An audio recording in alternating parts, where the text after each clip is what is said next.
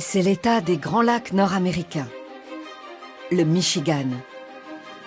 Une région d'eau scintillante, de ciel flamboyant et de grandes industries. L'État s'est beaucoup développé grâce à l'exploitation du bois et de l'acier. Et c'est d'ailleurs à Détroit qu'est née l'histoire d'amour entre les Américains et l'automobile. Les icônes de cette industrie résistent tant bien que mal à l'adversité économique. Le Michigan a également été pendant la Prohibition le berceau de la contrebande d'alcool. Et la région natale ou d'adoption de stars mondialement connues comme Stevie Wonder ou Eminem. C'est ici que des ouvriers ont fait plier l'une des plus grandes entreprises américaines. Et que de véritables forteresses volantes ont vu le jour. Progressiste, le Michigan est le premier État du pays à avoir aboli la peine de mort en 1846, et il est longtemps resté le seul. Fiers de leur héritage, les 10 millions d'habitants du Michigan continuent de façonner l'histoire de l'Amérique.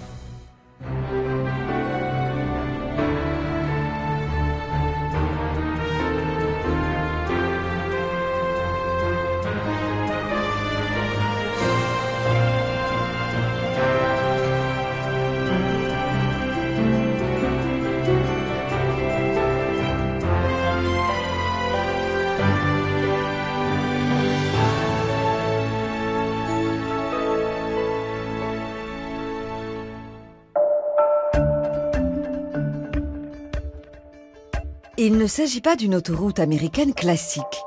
C'est l'heure de pointe et pourtant la route est déserte, ou presque. C'est un circuit d'essai. Les constructeurs automobiles testent ici leurs véhicules flambant neufs avant de les commercialiser.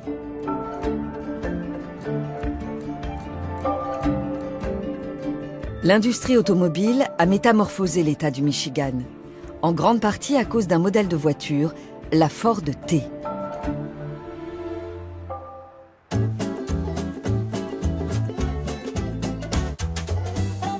Tout a commencé ici, à Dearborn, à quelques kilomètres à l'ouest de Détroit. La première Ford T quitte la chaîne de montage de l'usine en 1908. Ce véhicule à moteur a joué un rôle essentiel dans l'histoire de l'automobile. Il est considéré comme la première voiture de qualité à prix modéré. Celle qui a permis aux Américains de toute classe sociale de se déplacer individuellement. Pour inciter les familles américaines à acheter la Ford T, Henry Ford a doublé le salaire de ses ouvriers pour qu'eux aussi puissent se l'offrir. Le succès est immédiat. 15 millions d'exemplaires sont vendus en 19 ans aux États-Unis. La moitié des ménages qui possèdent une voiture ont choisi la Ford T. C'était le début d'une longue histoire d'amour.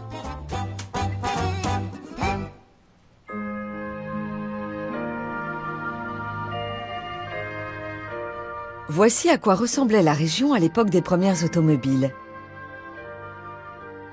Cet endroit s'appelle Greenfield Village. Henry Ford était fasciné par les inventions en tout genre et il a fait construire ce village qui leur est entièrement consacré.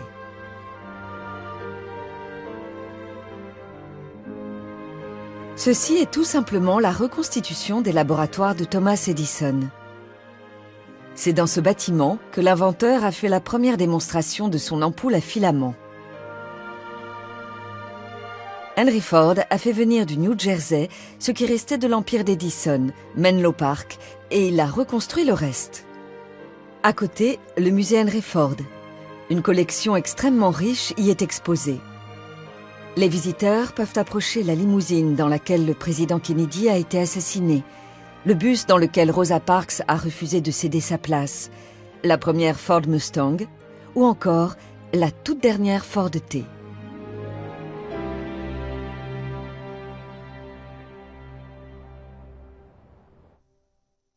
En 1914, 1 millier de Ford T sortent de l'usine tous les jours et Henry Ford est à la tête d'une immense fortune. Il achète alors 500 hectares de terre pour y faire construire le domaine de Fairlane. Ce manoir compte 56 chambres. Après 2 ans de travaux, son budget initial a été multiplié par 8.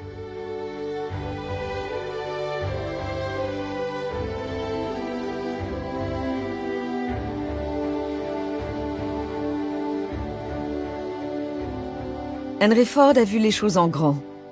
Le domaine possède sa propre centrale hydroélectrique, conçue avec l'aide de son ami Thomas Edison. Sur les bords de la rivière Rouge, l'industriel a fait installer 2 générateurs qui alimentent tout le domaine, ainsi que les foyers de 2000 habitants de West Dearborn. Un tunnel de 90 mètres de long permet d'acheminer la vapeur, l'électricité et l'eau de la centrale à son manoir. Ironie du sort, celui qui a démocratisé l'automobile a vécu dans une maison dont l'empreinte carbone est pratiquement neutre. Dans les années 1920, des véhicules à essence de toute forme et de toute taille quittent les usines Ford, General Motors ou encore Oldsmobile. Cette nouvelle industrie va métamorphoser le Michigan. C'est particulièrement visible dans le centre-ville de Détroit. En 1927, les frères Fisher ont commandé ce gratte-ciel pour accueillir le siège de leur société. Ils possèdent alors la première entreprise à produire en masse des carrosseries de voitures. Les frères ont laissé carte blanche à l'architecte Albert Kahn pour qu'il dessine un bâtiment exceptionnel. Lors de l'inauguration en septembre 1928, le gratte-ciel a été qualifié de plus beau bâtiment au monde et comparé à une cathédrale du commerce. À l'origine, le toit était tapissé d'or. Mais il a été démonté pendant la Seconde Guerre mondiale pour le protéger des bombardements ennemis.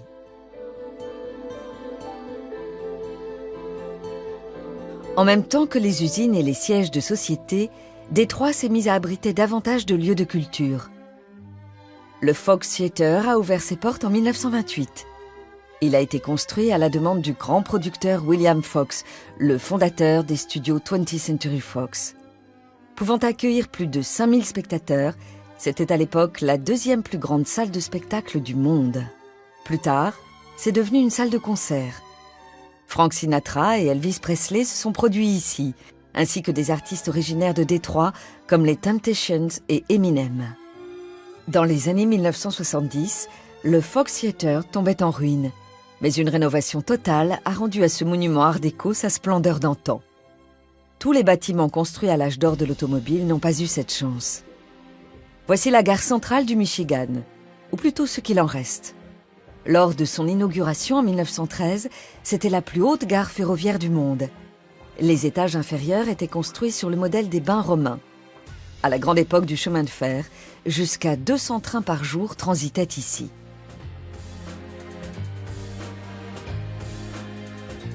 Des passagers illustres ont fréquenté cette gare, comme Charlie Chaplin et 3 présidents des États-Unis, Franklin Roosevelt, Herbert Hoover et Harry Truman. Le dernier train a quitté la gare du Michigan en 1988 et ses quais sont désormais déserts. Dans les années 1920, ils étaient pris d'assaut par les ouvriers venus chercher du travail dans les usines de Détroit. Ces ouvriers affluaient du monde entier.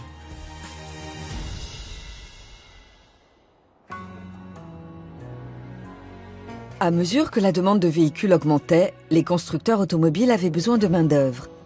Ils ont fait appel à des dizaines de milliers d'immigrés, dont beaucoup venaient du Moyen-Orient. Aujourd'hui, Dearborn possède la plus grande mosquée des États-Unis. Plus d'un tiers de la population de la ville est d'origine arabe. Au début du XXe siècle, la majeure partie de la population immigrée était libanaise et de religion chrétienne. Puis des Yéménites, des Irakiens et des Palestiniens de confession musulmane ont commencé à affluer. Une première mosquée a été construite en 1937 à Dearborn. Puis en 2005, la communauté a fait construire celle-ci. Pour produire leurs automobiles, les constructeurs avaient besoin d'un autre élément essentiel, les matières premières. Et la plus importante était l'acier.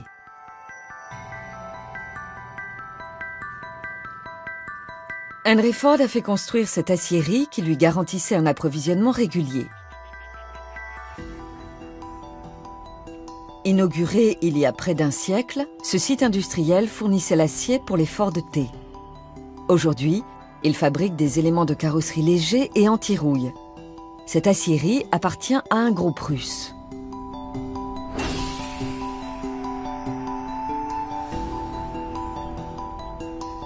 Dans le Michigan, l'acier reste un sujet brûlant. Ce liquide incandescent est un produit dérivé de la transformation du minerai de fer en acier. Il est utilisé pour construire des routes.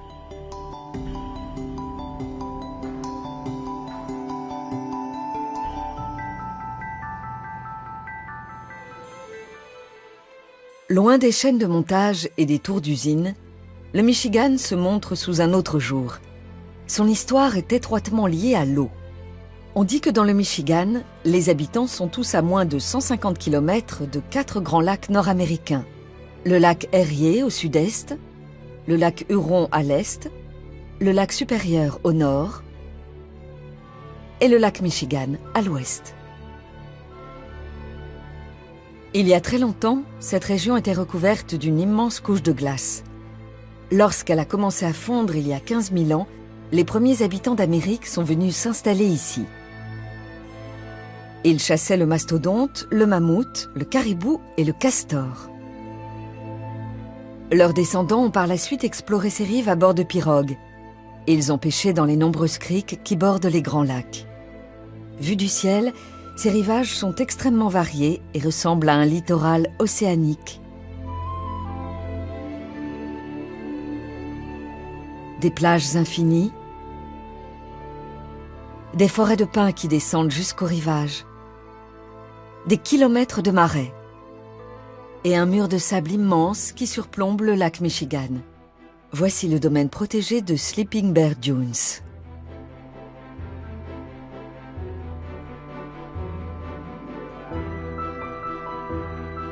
Cette dune est souvent classée parmi les plus hautes des États-Unis, mais ce n'est pas tout à fait exact. Car à proprement parler, ce n'est pas une dune. Le sable n'est qu'en surface. Le reste de la dune est composé de rochers et de graviers laissés par un glacier.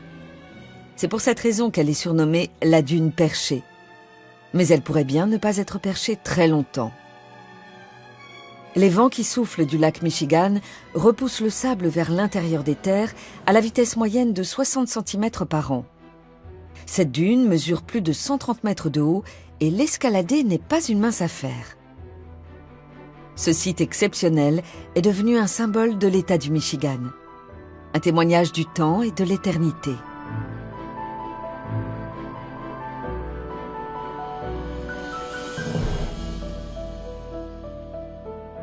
Ces repères naturels ont longtemps guidé les Amérindiens et les premiers explorateurs européens qui ont navigué sur les grands lacs.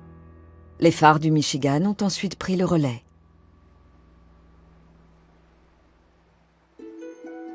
Il y a environ 115 phares sur les rives du Michigan. Aucun autre État américain n'en compte autant. Ces constructions historiques sont en phase d'être réhabilitées. Beaucoup ne sont plus en service, du moins pas pour les bateaux. Celui-ci, par exemple, à Big Sable Point, est devenu un rendez-vous romantique.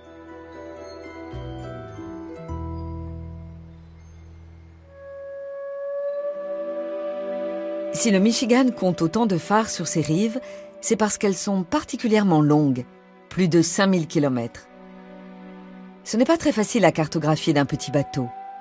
C'est pourtant ce qu'un prêtre jésuite français a tenté de faire au XVIIe siècle.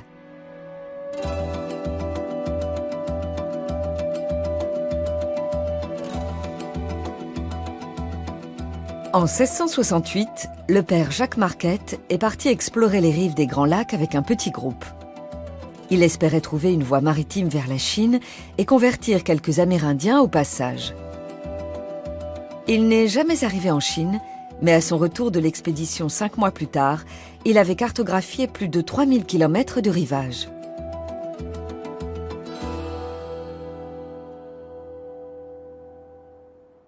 Il avait également fondé une mission jésuite dans l'extrême nord de l'État, le long de la frontière actuelle avec le Canada. La mission de Sault-Sainte-Marie était la première colonie européenne du Michigan. C'est ici que se trouvent les écluses du Sault. Tous les cargos de marchandises en provenance de New York, Chicago ou Détroit qui se rendent sur le lac Supérieur doivent franchir ces écluses. Le niveau du lac Supérieur est plus élevé de 6 mètres par rapport au lac Huron qui se trouve dans la continuité. Pendant longtemps, les cargos ont dû contourner le lac par des rapides.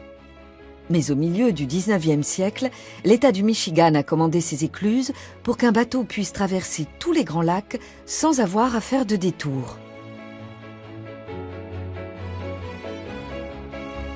Ce cargo fait route vers le sud. Il vient d'entrer dans l'une des écluses, au niveau du lac supérieur. Quand les portes vont s'ouvrir, le bateau va descendre de 6 mètres.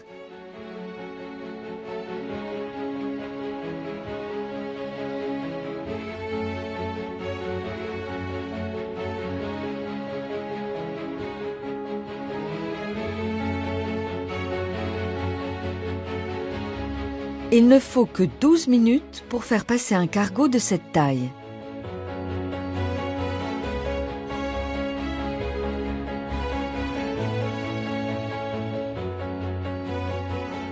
« 10 000 bateaux franchissent ces écluses tous les ans. Les écluses du Sault se trouvent dans la péninsule supérieure du Michigan, qui a longtemps été séparée du continent, jusqu'à ce qu'une construction révolutionnaire rapproche les deux Michigan.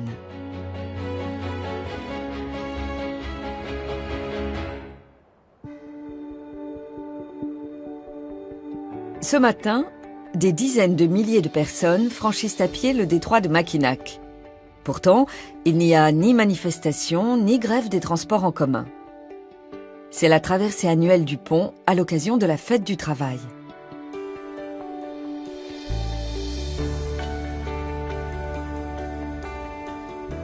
Tous les ans, les habitants viennent de tout l'État pour fêter l'existence de ce pont historique qui a relié les deux péninsules du Michigan. Il y a très longtemps, cette région n'était qu'une seule étendue de terre, jusqu'à ce qu'un glacier se retire et la sépare en deux. L'eau s'est engouffrée dans le sillage du glacier et a formé le détroit de Mackinac, qui divise désormais l'État en deux régions bien distinctes. Jusqu'à l'inauguration du pont Mackinac en 1957, on ne pouvait traverser le détroit qu'en avion ou en bateau. Avec une travée de 2626 mètres et une longueur totale de plus de 8000 mètres, c'est l'un des plus grands ponts suspendus du monde. Les deux câbles principaux sont maintenus par des pylônes hauts de 150 mètres. Jaminen Williams, le gouverneur de l'État qui a supervisé le projet, a déclaré que ce pont pouvait rivaliser avec les pyramides d'Égypte, les grands barrages hydroélectriques, les gratte-ciels de Manhattan et les canaux de Suez et de Panama. Mais tout le monde n'est pas du même avis. Car sur la rive nord de cette merveille artificielle se trouve un trésor naturel, la péninsule supérieure du Michigan.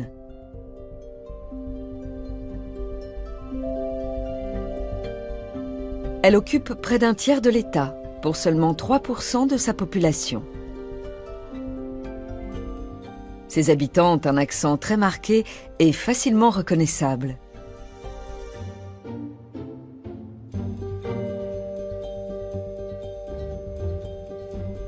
Certains préféreraient que le pont Mackinac n'existe pas. Ils vont même jusqu'à revendiquer la sécession avec la création d'un 51e État d'Amérique baptisé supérieur comme le Grand Lac.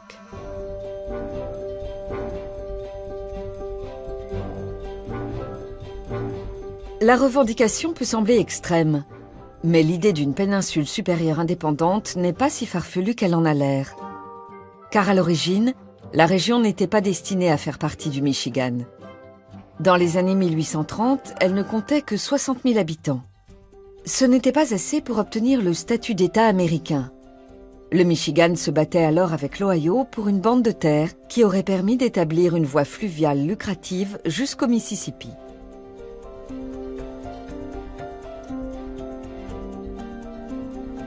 Ce territoire porte aujourd'hui le nom de Toledo Strip.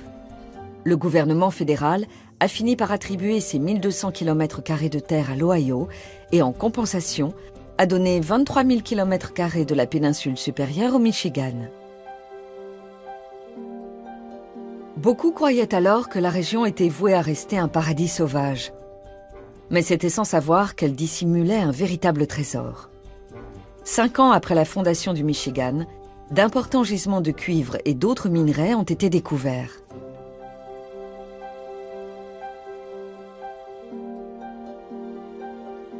Très vite, ces forêts ont grouillé de mineurs qui ont extrait plus de 5 millions de tonnes de cuivre au milieu du XXe siècle. Ces temps sont révolus. Les dernières mines ont fermé en 1995 et les forêts de la péninsule supérieure ont retrouvé leur calme.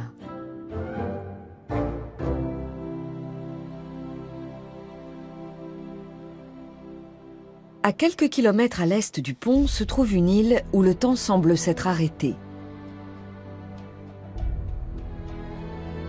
Entourée d'eau poissonneuse à l'embouchure du détroit, l'île Mackinac était peuplée d'Amérindiens.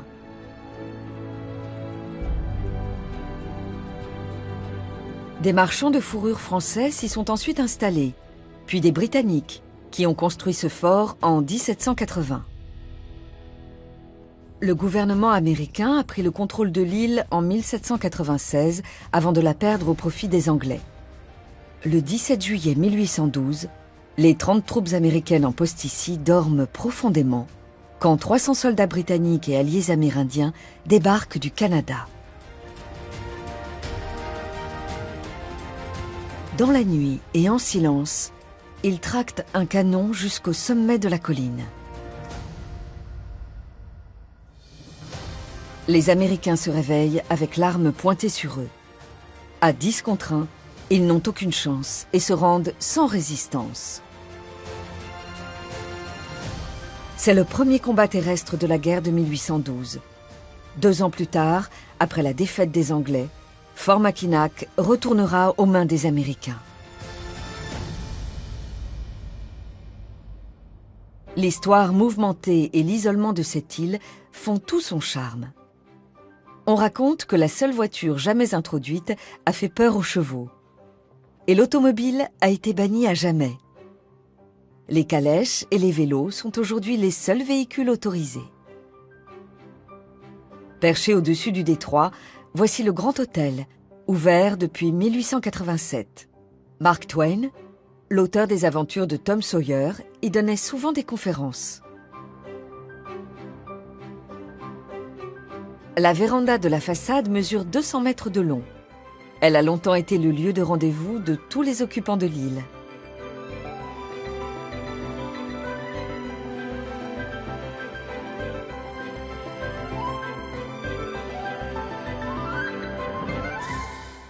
L'île Mackinac a également joué un petit rôle dans une grande histoire, celle de la naissance de la ville de Détroit.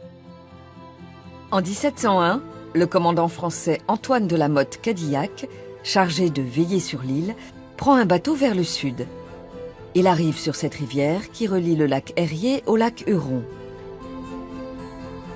Le commandant a l'autorisation de son gouvernement de construire un fort ici. Il veut protéger cette voie d'eau stratégique de l'invasion britannique pour son bénéfice personnel. Elle lui permet en effet de conserver le monopole du commerce avec les Amérindiens, notamment celui du rhum. Antoine de la Motte Cadillac se targue de créer un paradis nord-américain.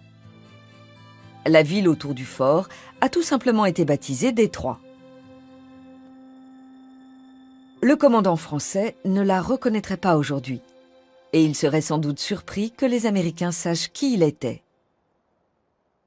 Cette notoriété, il la doit à Henry Leland, qui a utilisé son patronyme en créant en 1902 l'entreprise Cadillac. Elle a été rachetée ensuite par General Motors, qui en a fait une célèbre marque de voitures de luxe. Détroit se trouve sur une route commerciale majeure et à proximité de ressources naturelles essentielles comme le bois et les minerais. Elle est rapidement devenue un pôle industriel et économique important, rival de San Francisco, Chicago et New York. Mais dans les années 1920, Détroit a quelque chose de plus que ses concurrentes. En 1919, les autorités américaines interdisent la vente et la consommation d'alcool dans le pays. C'est le début de la prohibition. Or, Détroit se trouve à 2 pas du Canada, sur l'autre rive, où la vente d'alcool est encore légale.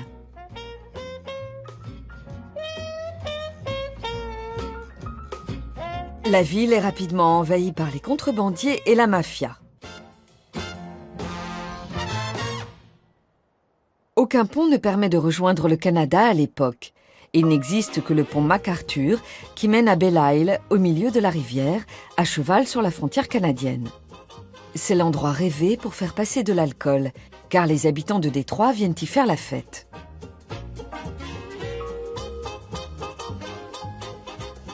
À la fin du 19e siècle, la ville engage Frederick Law Olmsted, qui a dessiné Central Park à New York, pour imaginer un grand parc sur l'île. C'est l'architecte Albert Kahn qui est chargé de construire ce bâtiment inspiré de la propriété du président Jefferson en Virginie, Monticello. Dans les années 1950, une collection de 600 orchidées est offerte au jardin botanique. C'est toujours l'une des principales attractions du parc. Mais pendant la Prohibition, cette île sert surtout de couverture aux trafiquants de Rome qui viennent y rencontrer leurs clients de Détroit.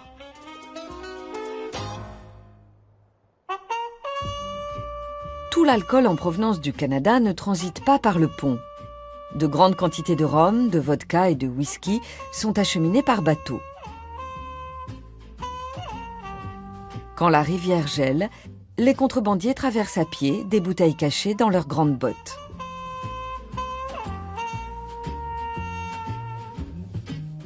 La contrebande d'alcool est alors la deuxième activité la plus lucrative après l'automobile.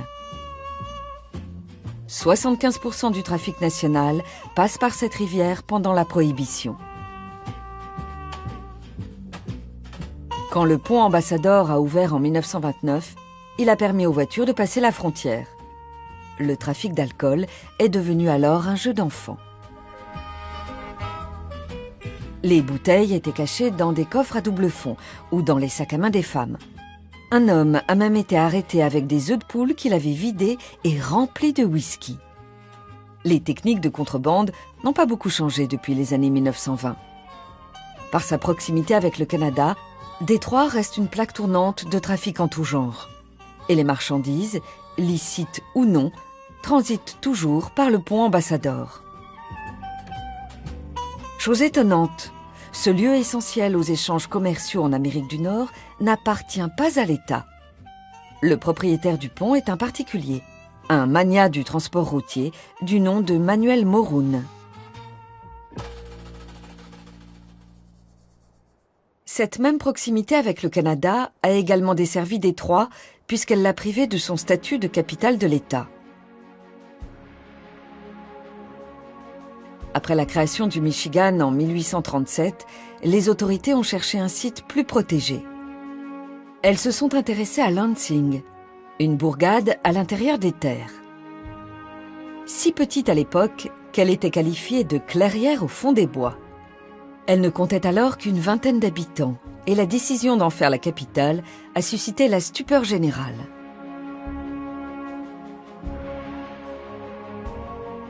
Une fois l'administration installée à Lansing, les législateurs se sont mis au travail. La première loi votée dans le Michigan allait à l'encontre des convictions de l'époque.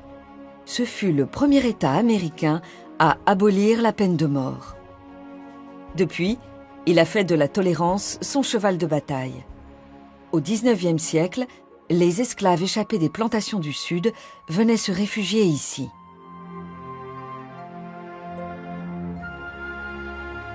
C'est peut-être aussi pour cela qu'une ville surnommée la Petite Bavière y a vu le jour. Au XIXe siècle, des missionnaires allemands luthériens ont demandé à leurs frères restés au pays de leur prêter main forte. Ils voulaient convertir les Amérindiens Chippewas au christianisme et améliorer leurs conditions de vie. Grâce à l'effort collectif des missionnaires, la colonie de Frankenmuth a pris de l'ampleur. Aujourd'hui, la ville a l'air plus germanique qu'américaine. Mais jusque dans les années 1950, c'était une petite ville typique du Middle West. Ce sont les commerçants et entrepreneurs qui l'ont transformée en cette petite Bavière. 3 millions de visiteurs viennent chaque année s'imprégner de l'atmosphère de l'Ancien Monde.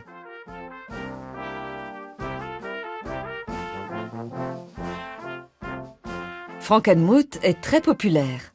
En effet, de nombreux habitants du Michigan ont des origines allemandes.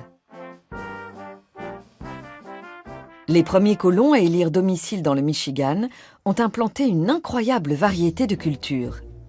Grâce à eux, la diversité agricole y est exceptionnelle. Les haricots, les cerises, les betteraves sucrières, les myrtilles et le blé ne sont qu'un échantillon parmi les 200 produits cultivés ici. C'est ainsi qu'à la fin du 19e siècle, un médecin a développé un immense empire agroalimentaire grâce à une seule petite céréale. En 1876, le docteur John Harvey Kellogg dirigeait cet hôpital à Battle Creek pour le compte de l'église adventiste du 7e jour. Les patients affluaient pour écouter ses conseils en diététique. « Il faut manger comme les singes », disait le médecin, « des aliments simples et en petite quantité. » Parmi ses principes de vie, l'abstinence, un régime végétarien, des lavages d'intestin et des pétales de maïs. Beaucoup de personnalités célèbres sont venues consulter le grand professeur, notamment Thomas Edison. Mais un jour de 1894, le docteur Kellogg et son frère Will laissent refroidir du blé bouilli. Celui-ci rassit et pour ne pas le jeter, ils l'étalent au rouleau et font griller les grains aplatis. Le résultat, léger et croquant, les encourage à recommencer avec du maïs. Les patients de l'hôpital ont été immédiatement conquis par ces pétales qui leur étaient servis au petit déjeuner. Les frères Kellogg venaient d'inventer les cornflakes. Will a fondé l'entreprise Kellogg's en 1906. C'est aujourd'hui une puissante multinationale. Le siège se trouve toujours à Battle Creek, qui a été surnommé « capitale des céréales ». On raconte que lors de la construction du nouveau siège, les dirigeants de l'entreprise voulaient tous un bureau en angle. Les architectes ont eu l'idée de ce dessin en nid d'abeille. Le maïs des cornflakes ne vient plus du Michigan. Les agriculteurs de l'État se sont lancés dans une autre forme de culture qui déplairait probablement au docteur Kellogg, le vin. La région compte 6000 hectares de vignes. La plupart servent à produire du jus de raisin, mais une centaine de domaines font du vin. Les vignerons de l'Old Mission Peninsula se targuent d'être situés sur le 45e parallèle, à la même latitude que le Bordelais et la vallée du Rhône.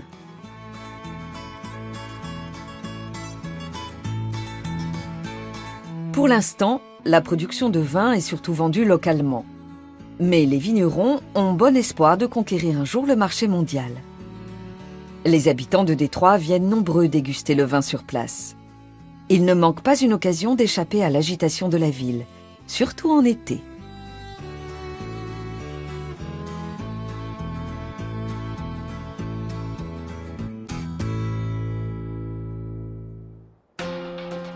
Le nom Michigan est d'origine amérindienne. Il signifie Grand Lac. Mais ce n'est pas seulement une référence au Grand Lac nord-américain. L'État en compte plus de 11 000 comme celui-ci. Ses eaux turquoises sont particulièrement profondes. C'est le lac intérieur le plus long du Michigan. Le lac Torch est réputé pour sa beauté naturelle. Les habitants de la région n'ont pas besoin d'aller bien loin pour chercher un peu d'exotisme. Ils font du parapente au-dessus des rivages du comté de Benzie et du quad dans les dunes du parc de Silver Lake. Ici, les vacances d'été sont régies par la loi. Les écoles n'ont pas le droit d'ouvrir leurs portes avant la fête du travail, le premier lundi de septembre. Dans le Michigan, les grandes vacances se terminent par une tradition quasi ancestrale. Le premier match de la saison de l'équipe universitaire du Michigan. De nombreuses personnalités viennent assister à l'événement dans l'un des plus grands stades du pays.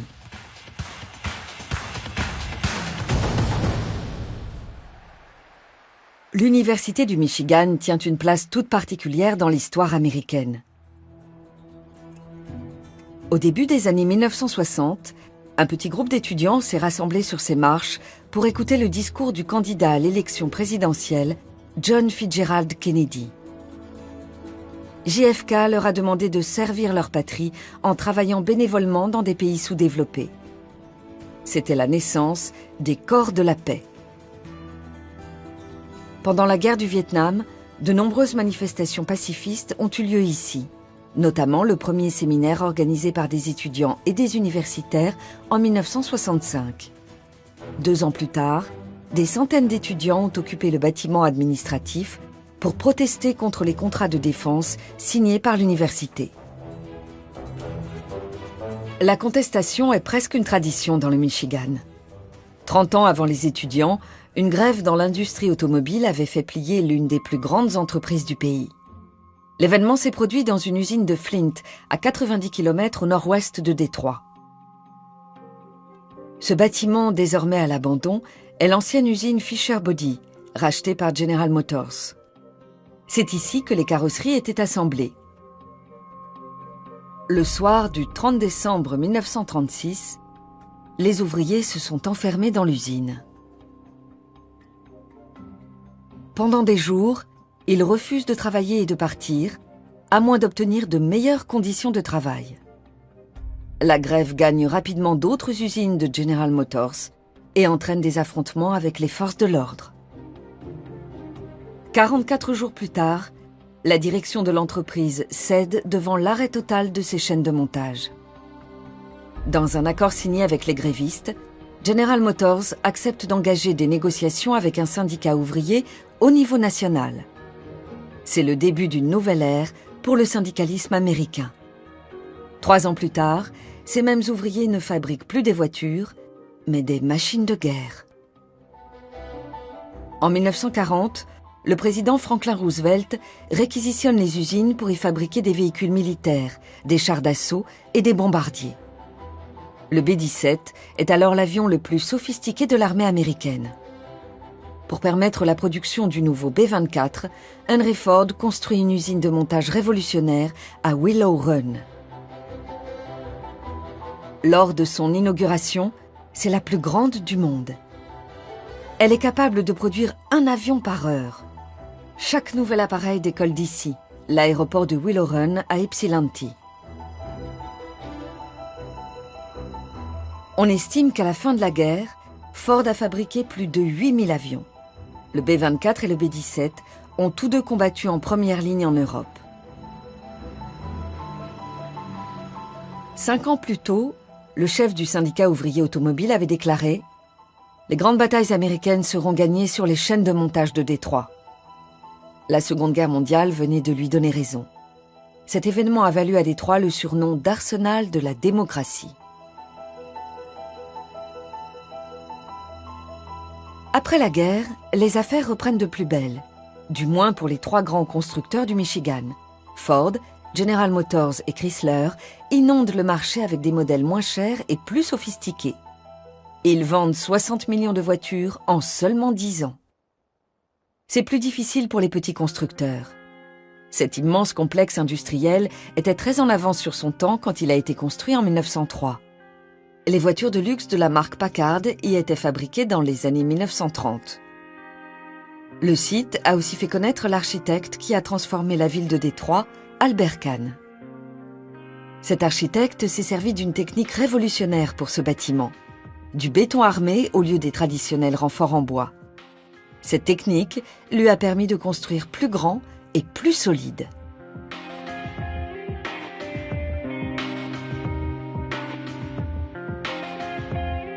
Les frères Packard ont cessé la production de leurs voitures de luxe en 1958, écrasées par les 3 géants. Leur usine désaffectée est devenue l'un des symboles du déclin économique de Détroit.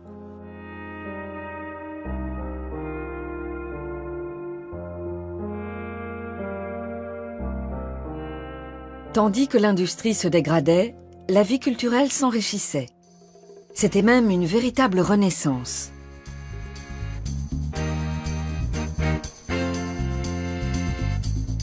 En 1959, Un jeune compositeur et entrepreneur du nom de Berry Gordy achète cette maison discrète sur Grant Avenue. Il en fait le siège de son nouveau label, baptisé Motown Records. Très vite, les enregistrements s'enchaînent dans le studio A au sous-sol. Le légendaire son Motown était né. De nombreux talents ont fait leur début ici, tous originaires de Détroit. Smokey Robinson, Diana Ross et les Suprêmes, les Temptations et Stevie Wonder. Le label Motown, surnommé l'usine à tubes, a produit plus d'une centaine de hits. Berry Gordy a vendu sa maison de disques à MCA Records en 1988 et ses studios historiques ont été transformés en musées.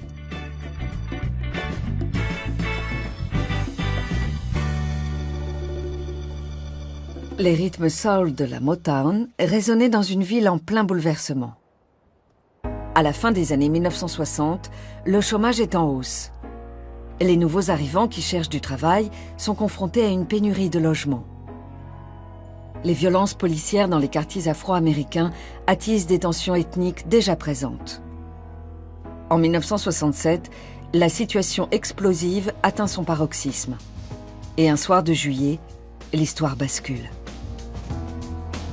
Tout a commencé ici, à l'intersection de Claremont Avenue et de la 12e rue, à quelques pâtés de maisons des studios Motown. Des dizaines de personnes se sont rassemblées dans un bar pour une petite fête tardive. Soudain, la police fait une descente et la situation dégénère. Des émeutes éclatent, des magasins sont pillés, des bâtiments incendiés. La violence contamine rapidement la ville sans que les autorités ne parviennent à rétablir l'ordre. Quand les émeutes prennent fin 5 jours plus tard, elles ont fait 43 morts et 467 blessés. Plus de 40 ans ont passé depuis les événements. Pourtant, Détroit se débat toujours avec les tensions raciales, la pauvreté et la criminalité. Des problèmes symbolisés par une rue tristement célèbre, 8 Mile Road.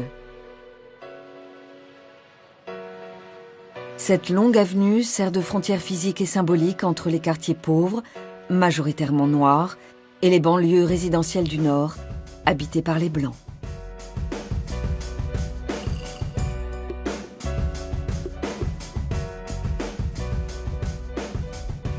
Eight Mile est aussi le titre d'un film sorti en 2002 avec le rappeur Eminem. De son vrai nom Marshall Mathers, Eminem vivait au nord de 8 Mile quand il était adolescent. Puis il a franchi la frontière pour vivre pleinement sa passion pour le hip-hop. La musique était pour lui une échappatoire.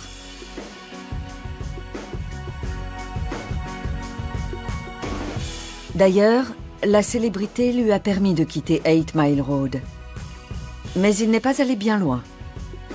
Il habite maintenant cette demeure près de Rochester Hills, en périphérie de la ville. Eminem n'est pas le seul artiste de la région à avoir fait carrière. Un réalisateur combatif est lui aussi devenu une célébrité du Michigan.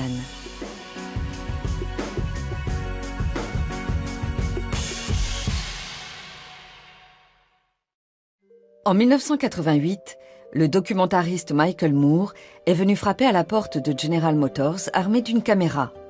Le siège de l'entreprise se trouvait à quelques kilomètres de ses locaux actuels dans le centre-ville.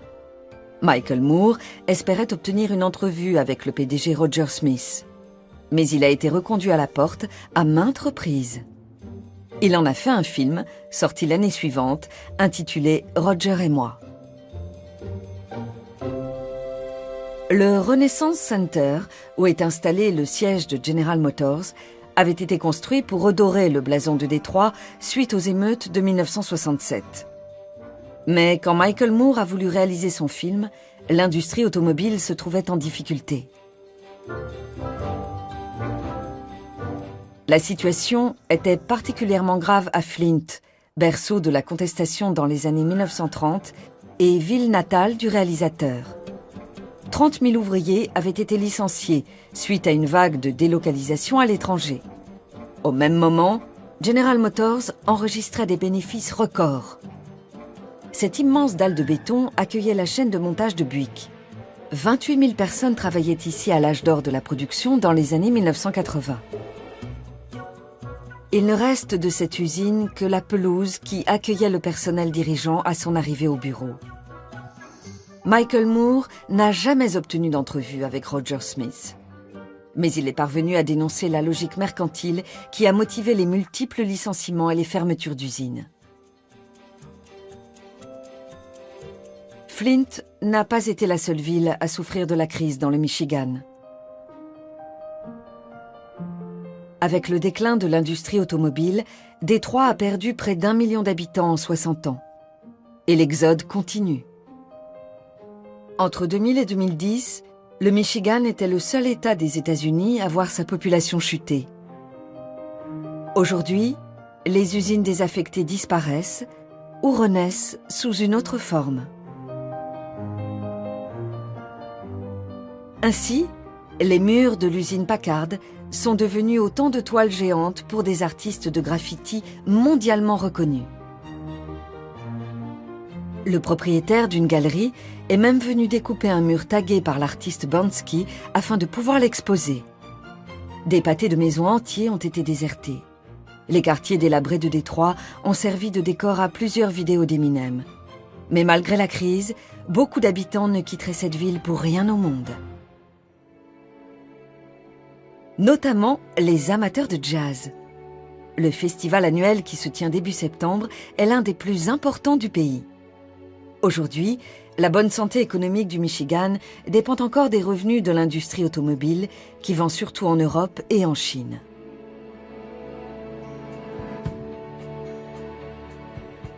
Une bonne partie de la production se poursuit toujours ici. À l'usine Ford de Dearborn, jusqu'à 800 pick-up partent tous les jours pour les 4 coins du pays. Ce modèle reste le véhicule qui se vend le plus aux États-Unis depuis 34 ans.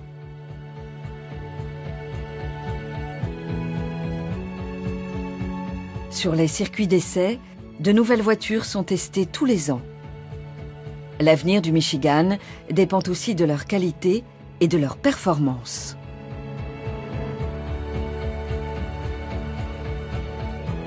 Mais cet État a toujours été bien plus que le berceau de l'industrie automobile. Les dunes immenses qui surplombent ses rives, les eaux limpides de ses lacs intérieurs, ses couchers de soleil inoubliables,